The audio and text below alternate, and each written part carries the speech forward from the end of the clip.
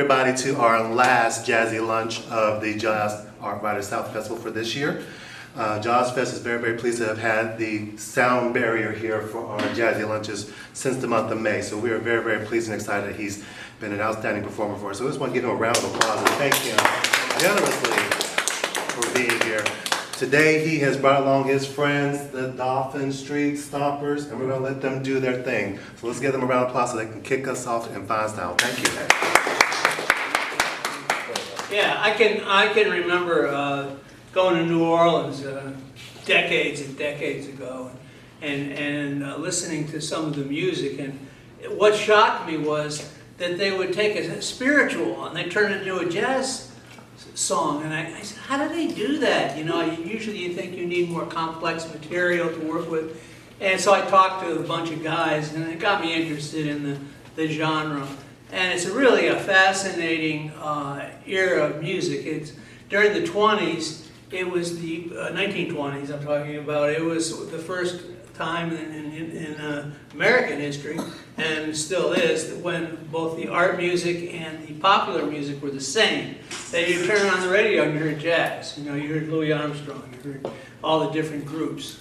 And it was just like that. You might hear Down by the Riverside, you know, played similarly. And it's just such a fascinating thing. The era was such a, Fitzgerald and Zelda. By the way, they lived in Mobile. I'm surprised we don't have a festival, as we should. But anyway, the music is interesting in the way it's performed and what actually happens. And what makes it different from jazz today, and what made a difference from the previous music, is that it's all essentially improvised. If you have four people, we're all making up our parts, even me. So they're all making up our parts, and she plays from when we do play from a sheet music, it's not sheet music, it's just a set of chords. And she's making up her tuba part, and he's making up his trombone part.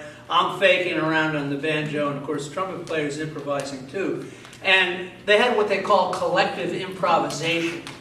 And this is not a thing of modern jazz. They also had solos. Louis Armstrong invented the jazz solo. Prior to Louis Armstrong, they didn't even have solos, people playing all by themselves. The reason, and there's a funny reason for that, people didn't want to pay people who weren't playing. So you always had to play. They thought the solo was, they were resting or, cheating on them. So, but anyway, the collective improvisation and the making up of your part, you didn't have a written out part, is the thing that distinguished this music from what had happened before, which was ragtime. And ragtime was all written out. Piano rags, Scott Joplin, and the Park, the Park bands who played all the different rags. They were all written out, all the parts. There was the famous Redback book, which I happen to have in my computer right now, which has all the parts that were played in, like, from 1900 to 1920 of these old rags. But this is a completely different music. This is an improvised music, and people had to know what was going on. And what I'd like to do is I'm going to play a few chords, and our tuba player is going to play 5'2", about 8 bars of 5'2". Our tuba player is going to improvise off that. Okay, so you can hear what the tuba would do. And then we'll go to the trombone, and then we'll go to the trumpet, and then we'll put it all together. Okay, so here's the tuba player. We're going to start. I'll start off. Okay, here we go. 1, 2, 1, 2, 3, 4.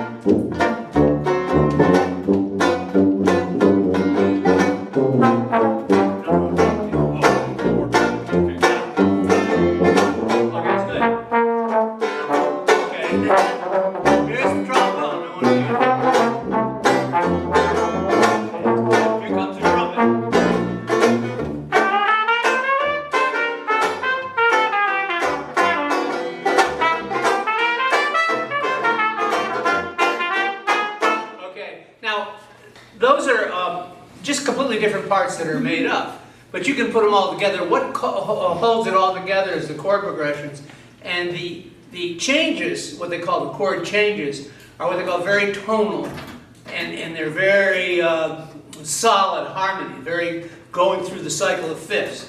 So that's a very strong thing to do. And so also with a lot of dominant chords, a dominant chord sounds like, okay, and the dominant chords, you can be, they're very forgiving in terms of the notes you play. So now we're going to do those three parts all together. Okay, here we go. And try to play exactly what you played if you can remember. Okay, here we go. 1, 2, 1,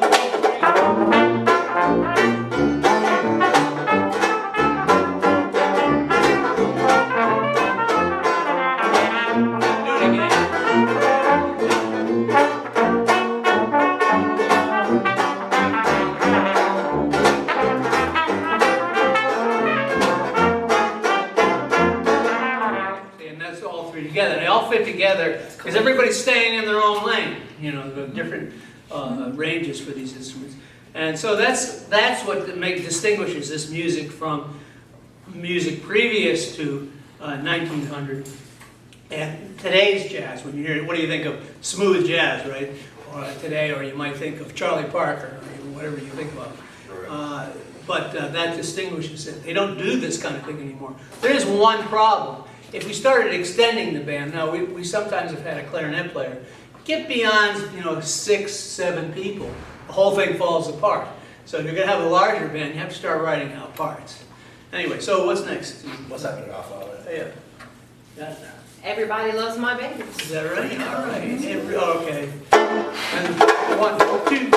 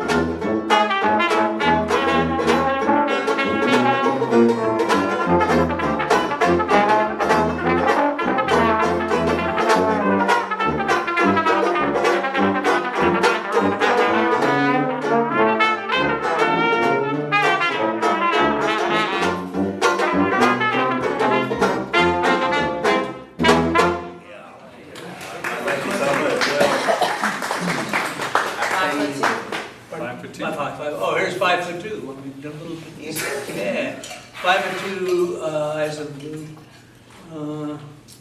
What's the rest of it? Eyes of blue. Eyes of blue. Eyes of blue. Yeah. Oh, I know that. All right, so here it goes.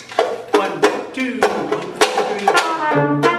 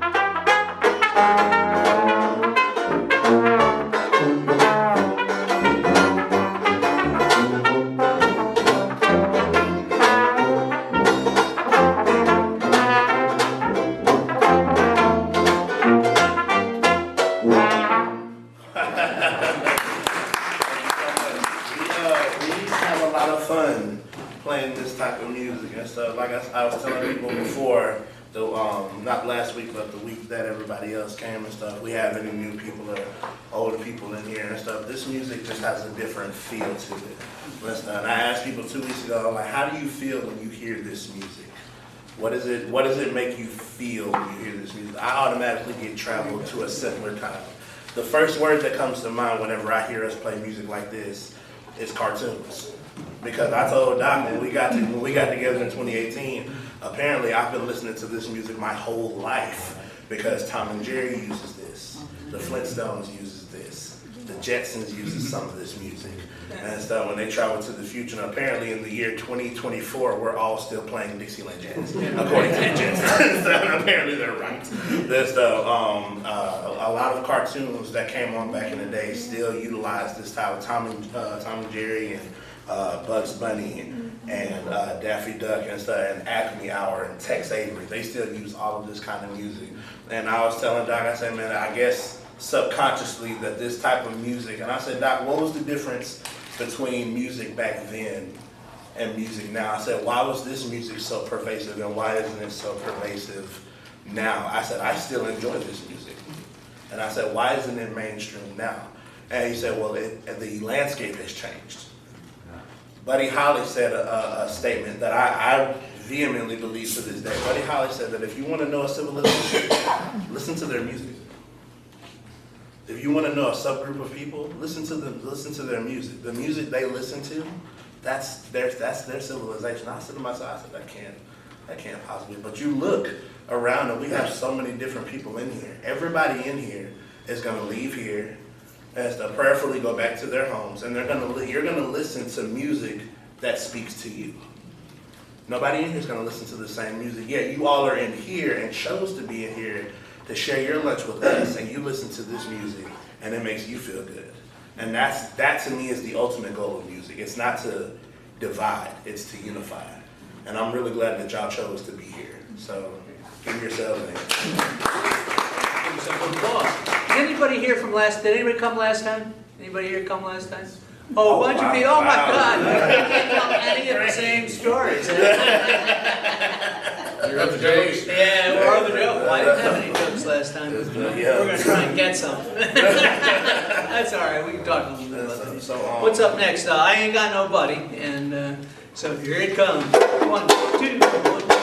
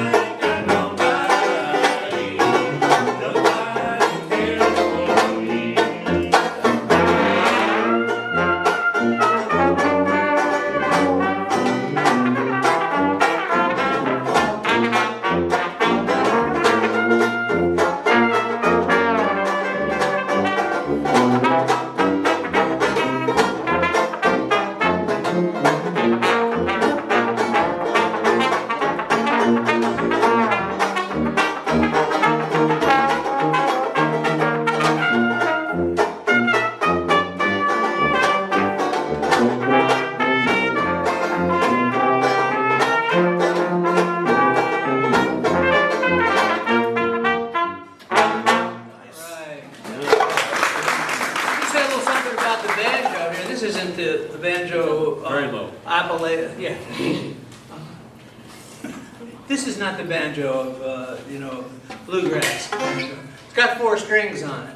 And it came out of the idea in early recording when you couldn't hear a guitar. I mean, the original jazz band, Buddy Bolden's band, had a guitar, an Estella guitar, but you couldn't hear it, So when you put it on recording, in fact, you couldn't really hear the piano on early recording. If you listen to the original Dixieland Jazz Band, it came out in 1917, and absolutely, RCA Victor put it out and said, okay, it's a novelty record. Just, jazz hadn't been recorded. And so this is just a novelty record. It ended up being the first million-selling record of all, that RCA or anybody else had.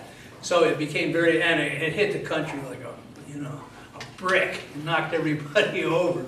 People out west were hearing it on the radio. And because at that time, the radio was getting pretty big at the time. Rural people had radios and everything.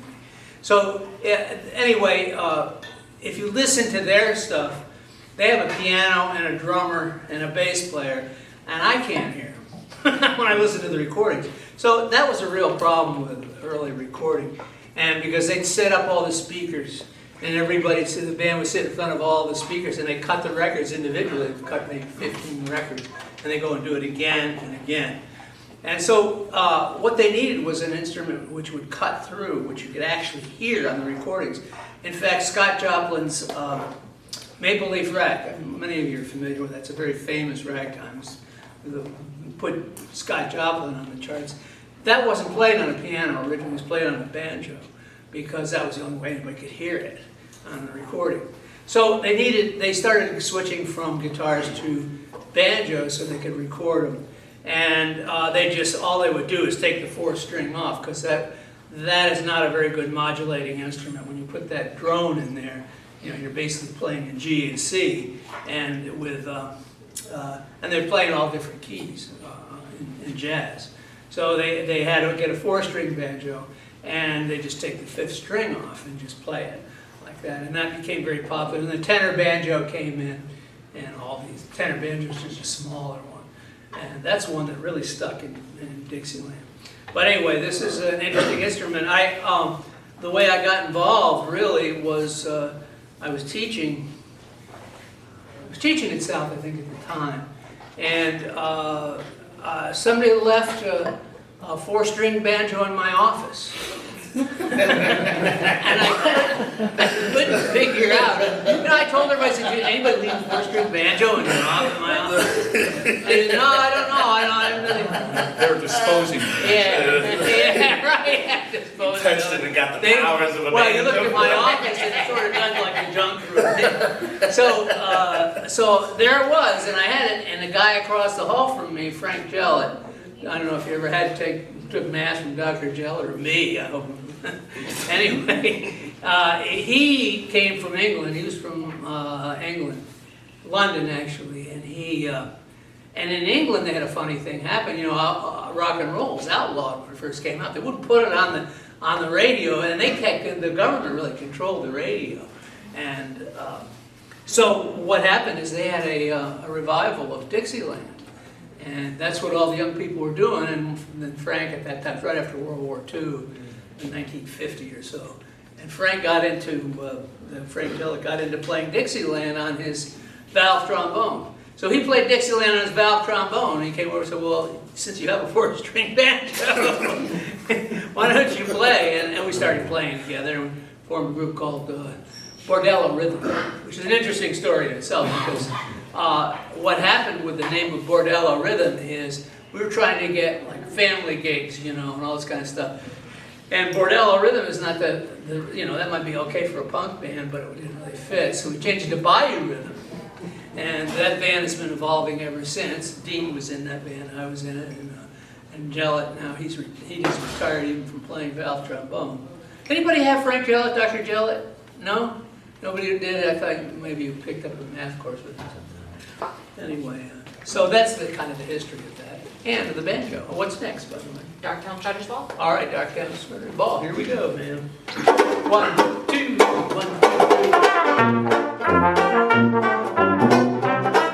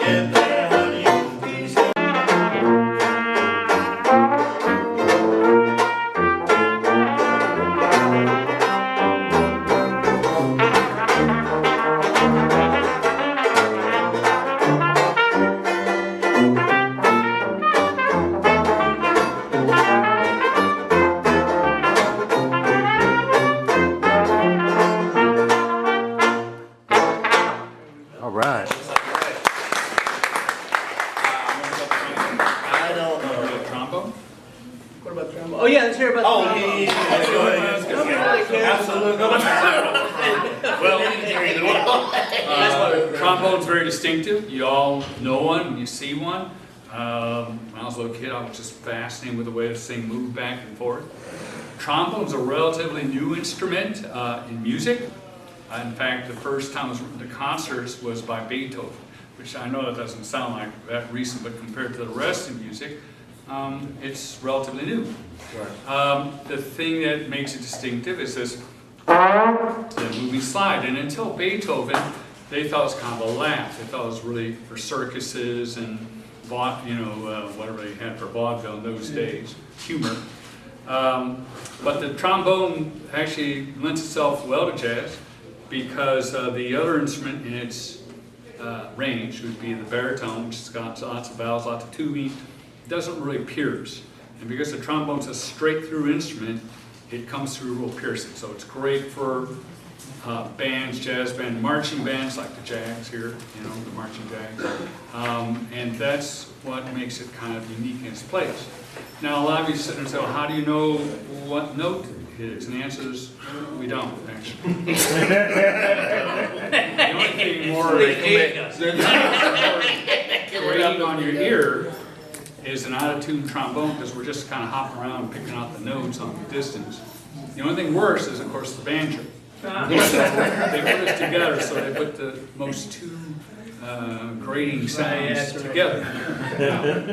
But because of that, it's the only instrument that can really put those little slides up and what called glissandos, the glisses that give the trombone's characteristic sound. Plus, it's piercing, and any band director will tell you that there's nothing's louder or needs to be silenced more than the trombone section, because it's straight through and they just blow that sound. So that's the story on the trombone. Very, very big, particularly in that era of jazz. The era of Dixieland, they were called tailgate trombones, because they would sit on a tailgate, because otherwise they'd poke everybody in the head. Right, so they'd sit on the back of the tailgate and play out that. So you may hear the word tailgate trombone. We have some time, so I'll get into two things. The history of the trumpet and then the history of us. This instrument in particularly, when I was looking it up, only in recent memory can you find an instrument as prevalent as the trumpet when it comes down to jazz, when it comes down to any genre of music, really. When people think jazz in recent memory, they think of the saxophone. But really, the saxophone, up until maybe the early 1940s and 50s, you had to have a trumpet player in your band. Who was going to play the melody? You had to have some, and even now, so in marching band, only in marching bands in different disciplines of different genres of music, do you have the trumpet player who's except for symphonies where the oboe is the principal, and you tune off of them. But the trumpet player in most jazz bands and stuff, they're the melodies. They're the ones that carry what they got going and carry what most Dixieland bands that you find that don't have a trumpet player at least have a really competent trombone player or a clarinet player. If you go down to New Orleans and you look and find Doreen. And Doreen is amazing and stuff, but very rarely does she have a trumpet player in her band because she is the principal. She'll be the one carrying the melody for Dixieland bands. And I'm not to toot my own horn and talk about us or whatever and stuff, but you'd be hard pressed to really find some higher caliber players as far as Dixieland than this group right here and stuff. This group right here, I'm very very fortunate and blessed to know them and stuff. Doc and his knowledge of music, and Dean and his knowledge of music, and Sydney and her knowledge of music and stuff. Each one of us, we complement each other, and stuff. Like people, it's so funny. I remember when we first got together, and we would book the duo all the time. People would be like, okay, you trombone or banjo and trumpet, that's exotic. We've never seen that before or whatever and stuff. And we'll play together, and then we added Dean and we couldn't get work. We added Dean and we couldn't get any work. And I'm like, golly, but then we get a tuba player, and they're like, I remember when we were down in New Orleans. He was like, that's how they talk to. That's what That's and go straight to the tuba player and be like, wow, you know, you're amazing and stuff. But we added the tuba player, and then one guy even said that we were down in New Orleans, and that's how we got a job. We were walking down New Orleans, and we were looking for work or whatever and stuff, because we didn't want to leave New Orleans with no money. And we were like, and the guy said, you know, he says, just the two of you? He was like, yeah. He said, well, I really only book trios or whatever and stuff. And then James comes over to tuba. He said, is that your tuba player? And we were like, yes, this is our tuba player. He's like, you know, well, when are you guys available? You know, so the importance of having that low end and stuff, and especially Sydney and stuff, to where she's just so knowledgeable and always asking, okay, what we're doing next? Okay, what we're gonna get into next? Okay, where are we on this list? Okay, she's always locked into what we're doing, and having somebody knowledgeable like that, especially on the low end, that makes a difference. That makes a difference. And so when you're playing and stuff like that, we can play as this, we can play as the three, we can do good as two and stuff, but having that low end, I mean, just in any band and stuff, you have a competent low end, it's really. She'll give you a rundown, by the way. We'll play one more tune, then we'll let Sydney tell her all about the two. Okay, what is this? Margie. Margie, okay, yeah.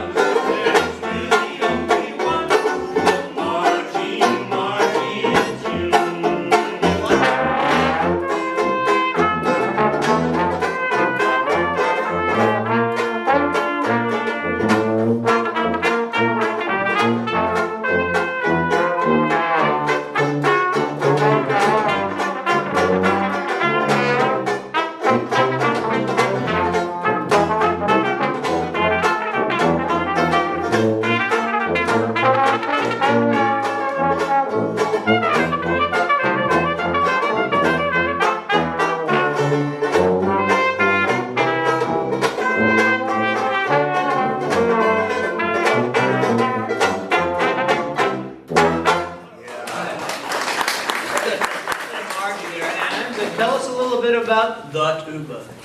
Or herself, it doesn't matter. Yourself. No. What'd you do today? What?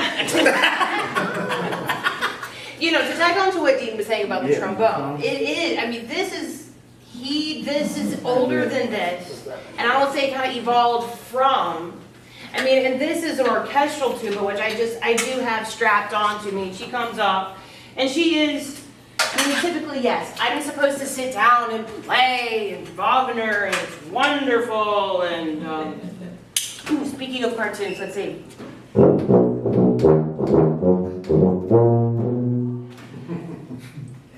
Does anybody know?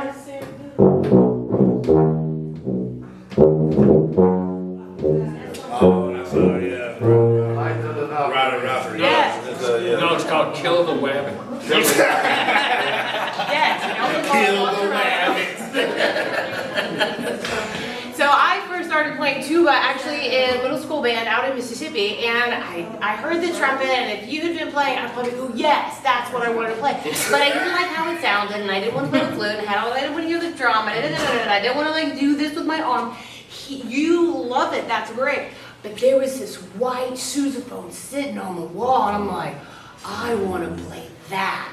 Okay, being a little real rebellious, okay, I made a sound. I didn't know the band director needed a tuba player, so there we go, here we are. And it's a she? This one is a she. This is Brunhilde. Yeah. That's important. This is also a she. This is Midnight. This is Midnight. Fun fact, I played tuba in middle school. I went to middle school at Mobile County Training Middle School over in Plateau. And my band director was Miss Denise Willis, and that is where I learned how to read, write, music, all that kind of stuff or whatever. I was very fortunate. That entire group was just a really good group of kids and stuff. And she kind of like pulled me to the side and was like, "You're a little bit better. You're a little bit better than, you know." And that's saying a lot, because a lot of my homeboys that made it out and stuff. My homeboys still do music to this day and stuff. And so I learned how to read, write music there, but we needed a tuba player. And we had a whole bunch of trumpets, and I was in middle school at the time Drumline came out. So I mean, like, everybody and their mama was like, "You finna go do band because you finna get this scholarship to Atlanta A&T, which is a fictional school." You can't play. You can't go. That's not a real school. Morris Brown is. Morris Brown ain't even in school no more. They shut Morris Brown down. But she said, "You're gonna do band," and they went. We needed a tuba player, and so I played tuba my 6th, 7th, and 8th grade. And I saw a trumpet sitting on the chair, and I said, I saw a drum line, and I wanted to play drums. And I was like, well, I want to be in band because I know I like music, and not just because of this movie. But she was like, to be in this band room, you got to play an instrument. And so I ended up playing the So tuba. you didn't stay in the band. So I didn't stay in the band. So I went and picked up the trumpet, and 5 months after I picked up the trumpet, I learned how to read, write music, play by ear, and I made an honor band that year. I was the only person from that school to make that and stuff. Just to piggyback off He's that. Now mine, this is a neutered sow. This is, despite the distinction, it's non-binary. All right. But she's from Mississippi. She's from Mississippi. I'm not really sure when she started playing with us or whatever.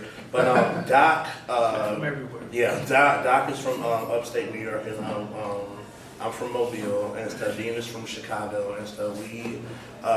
Dean and Doc have been doing this since 2000. They've been doing this, the street thing, getting gigs and all. They've been doing this. I came after I got fired. I picked him off the street. Yeah, that's exactly pick him out of what the happened. That's exactly what happened, man. And stuff. When I graduated from Bishop State, my buddy was like, "Hey, man, I was playing with a brass band at the time. I did the student teaching thing. I had taught, I worked at LaFleur for a little bit. I graduated from LaFleur and went on tour. We gotta and play stuff, some. and came back. And stuff, Let's play something, man. Otherwise we'll be here for an hour. we got time and stuff. So We got like 15 minutes. I don't know if we have any time. Basically, that's how we got together. Doc We got found me together. on the street, and he said, "I don't know if you're the same kid from when Oh, you, yeah, I taught him. That's right. He when was I a taught student you from music theory or whatever. But do you want to start a band? Do you want to start a band and maybe it'll do something? Maybe it won't. And we're here now. Here now. So we got it. We made it. So what's the next tune? You are my sunshine? Oh yeah, you are my 1, 2, 1, 2.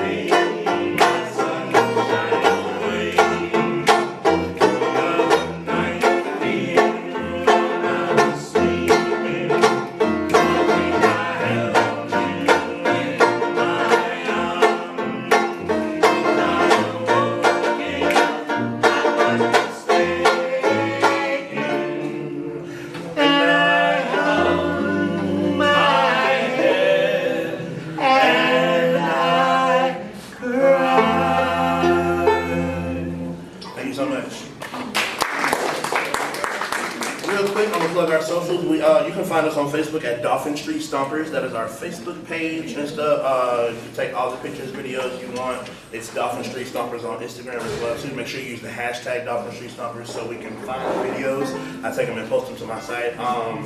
That's where I post where we'll be playing. We're here this morning for lunch and stuff. We'll be at Beer Garden this Friday and stuff from 6 p.m. to 9 p.m. We'll be at Bob's Downtown Diner that Saturday morning from 9 a.m. to noon. We get all the good stuff. Well, it was supposed to be announcements, but he disappeared.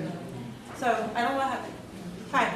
So we're going to pause for a moment, I can go ahead and tell you a couple of things coming up while he comes back, and then we can do the drawing for the giveaways.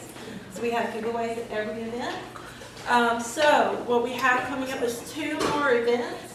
We have the 18th, which is Jazz Stories of Poetry at 6 p.m. right here in this room next week. And then we have our big finale, which is going to be Andrew Ayers and Friends at Laidlaw, 6 p.m. Donations only. So feel free to come on up, Mr. Willie. We give them a round of applause. Yeah. So, as I was...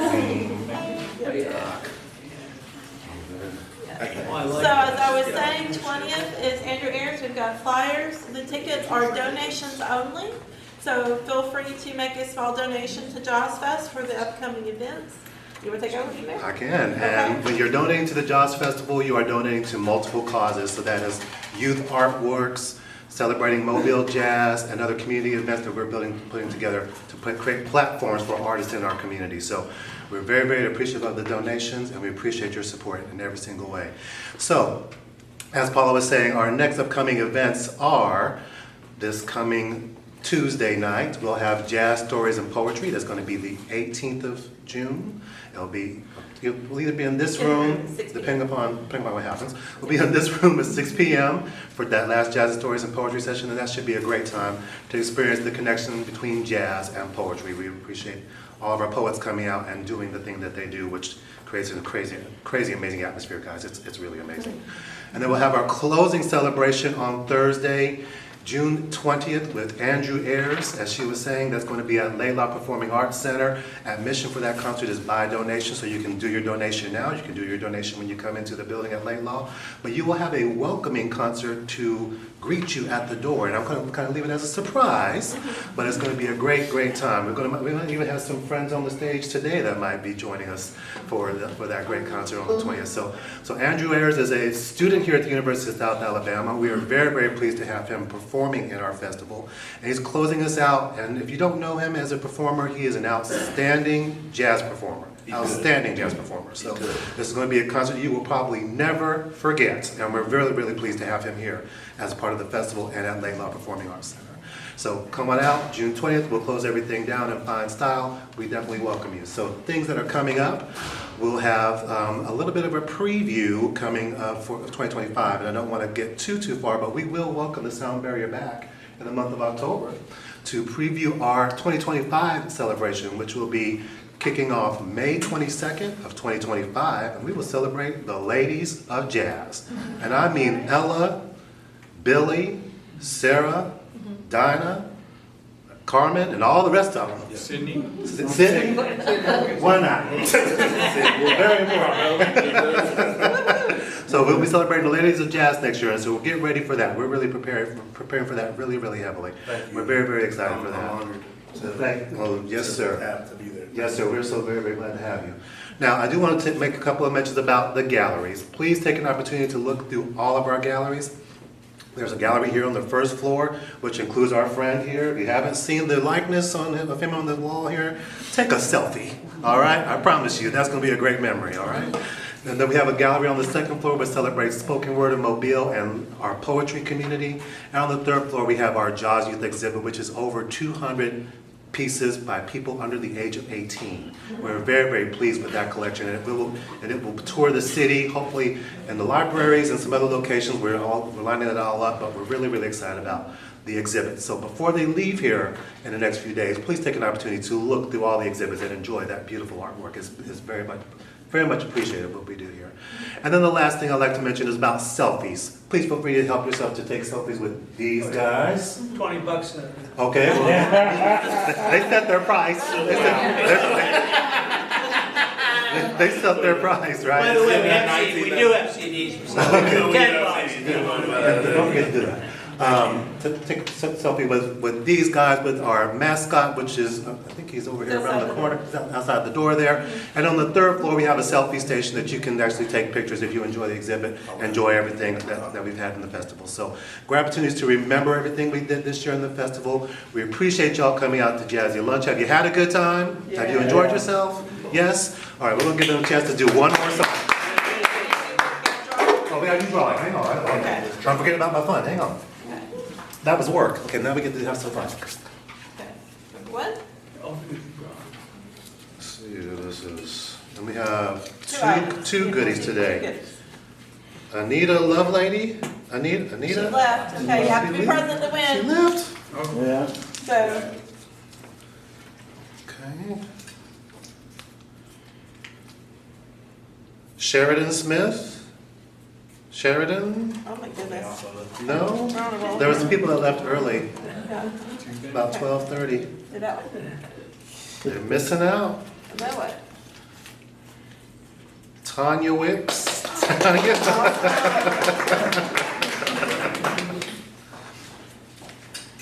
Thank you, Tanya. Here you go. Thank you for being here. There we go. One more. There we go. One more. Put the first. Thank you so much. Put the second. Melanie Hart? Melanie? Oh, No? all right, I'll save it. I'm not looking, I promise. Here we go. I'm looking at you. This is Jay, is that Jay or Tay? Oh, that's you. Jay Wilson, all right. Let's get all right, so now let's let them close this out today with one last song. Take it away, Dauphin Street Stompers.